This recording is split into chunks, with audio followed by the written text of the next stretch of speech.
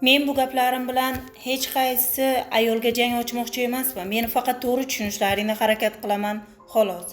Biz ayollar joyi kelsa, ichimdagini top degan gaplarni gapiramizda va o'zimizni turmush o'rtog'imizni birozgina qiynab qo'yamiz.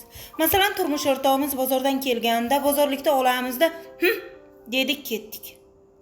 U turmush o'rtog'imiz folchi emas. Shunga biroz aytsangiz bo'ladi-ku, bozorga borganingizda, har safar kelganingizda menga bittagina shokolad olib bering degan gapni gapira olasiz-ku. U olib beradi shu narsani, siz faqat unga aytishni o'rganing.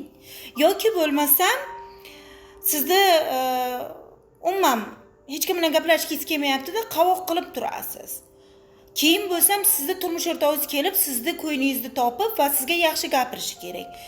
Agar u sizga yaxshi gapirmasa, yana xafa ham bo'lasiz. U qayerdan bilsin siz nima uchun xafa bo'lgansiz?